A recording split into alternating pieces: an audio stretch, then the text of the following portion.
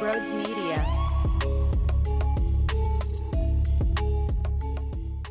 But I do have some thoughts on this Phillies team as we gear up for our first game Saturday afternoon for a little spring training action. Doesn't that smell awesome? When I say that, can't you smell that, right? Like, can't you picture beautiful weather down in Florida, the birds chirping, cuckoo, coo, coo. You know that sound when you're 5, 6, 7, 8, 9 years old and you're on summer vacation and you don't have school anymore and you go play pickup basketball or you're playing hockey with everybody in the neighborhood. Car! You pick up the net, you walk it over to the side of the curb, the car goes through, and then you move the net again, you put it back. There's 15, 20 kids outside. Cuckoo!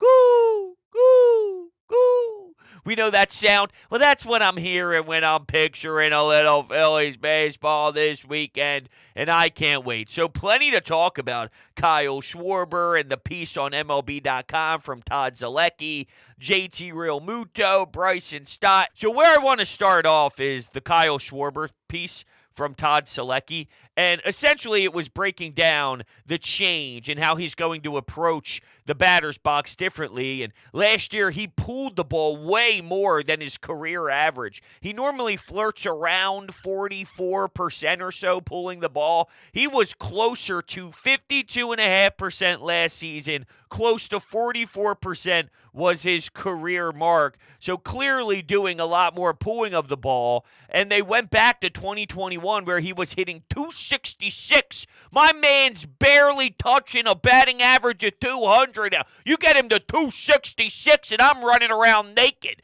You got 17 cops trying to catch me as I'm running down the Black Horse Pike here in South Jersey. And I'm just nude. Things are hitting things that shouldn't be getting hit. And I'm just running naked. Because 266. And they looked at his spreads and how when he took the ball to left center and left field, maybe it won't come with 50 bumps. Maybe it's 40 instead of 50. Maybe he takes a dip backwards and only gives us 40 instead of 50, but it comes with the higher average, which I'm sure will make all of you people so happy. The ones that despise the greatest leadoff hitter of all time. This is the big thing, though. And some of these stats are mind-blowing. So they want Kyle Schwarber to stay away from 2 strike counts because when he had 2 strikes last season, he hit 104 with the 503 OPS. Without 2 strikes, these numbers are mind-blowing. 352 without, with the 1.324 OPS. That is insanity. That is monstrous. That is wow.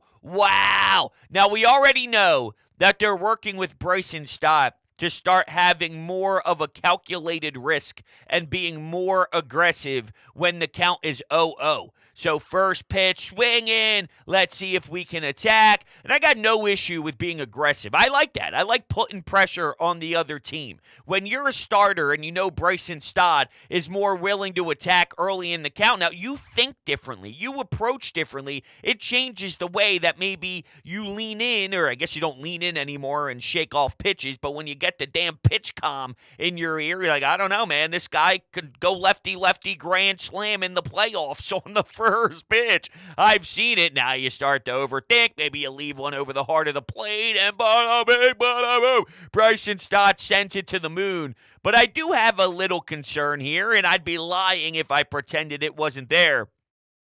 We're now in a world where we want Kyle Schwarber to maybe attack earlier in the count so he doesn't have 2 strikes.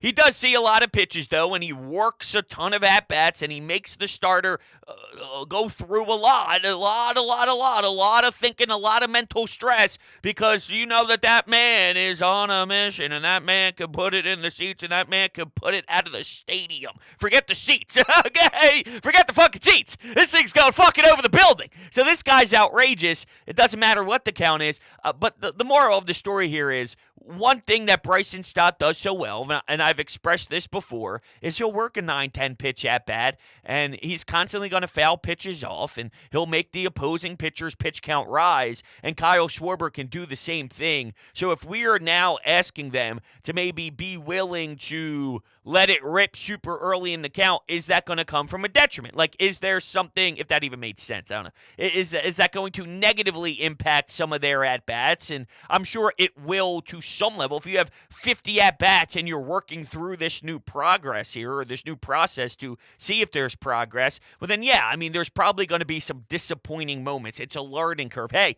that's not the one there, kid, right? Bryson Stott walks back to the dugout, 0-0 count. He swings at one that's a little low. He swings at one that's a little outside. Hey, man, that's not the one. As you smack him on the ass and he puts his helmet back in his little spot, he's taking off his batting gloves. There's probably going to be some disappointing moments, but if the end goal and the end result is the greatness outweighs some of those negative at-bats, and of course I'd sign up for it. I'm just more preparing everybody to know that that's going to happen, that's going to occur.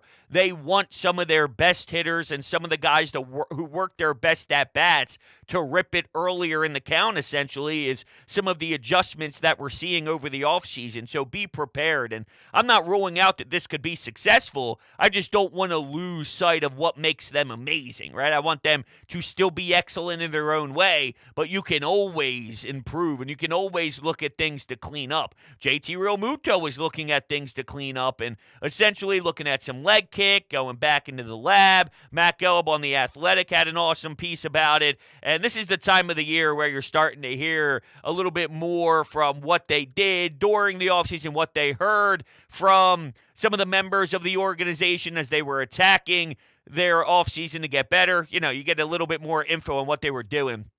Here's Realmuto on how this isn't really going to be a dramatic reinvention for him. Quote, my hands are going to fire from the same exact spot as they've always fired, but now they're just going to get there easier. So my swing isn't necessarily changing. My setup is going to allow me to get to my swing more often and easier. What it's going to do is allow me to be on time and make better decisions. When I'm struggling, that's why I'm fighting, being on time. And then when I'm not on time, I make bad swing decisions. That's what we're trying to combat. And he clearly is swinging at some stuff way off the plate, and he's clearly having some issues on the inside of the plate. So just excited and juices flowing, being a baseball head and reading up on some swing changes. It gets the blood going. Would you be willing to unload a guy like Rojas if he has a good year? Maybe some prospects, McGarry, Abel, Crawford, even Painter. Ooh. If Mike Trout is healthy and having a good season at the deadline, would you unload a bunch of those pieces to go all in for Mike Trout? Yeah, probably. The Painter one scares me. I do not want to put Andrew Painter in there. That one, I need to have more time. No, I don't think I'm giving up Andrew Painter. If I can get one of the best players the planet has ever seen, I'm going to bring that in for Abel's, McGarry's, Crawford's, and this whole Sixto Sanchez thing is making me wonder. I'm not saying yes to Andrew Painter. I'm not saying yes. All right? I'm not saying yes to Andrew Painter today as we sit here. But that scenario that I just mentioned with JT Realmuto and Sixto is in the back of my mind. And remember, if you were to make a trade for Mike Trout, he is signed through, what year does his contract end? The injuries are real, though. He's signed through 2030. So you got Mike Trout signed for a long-ass time at about 37 on the books, it looks like.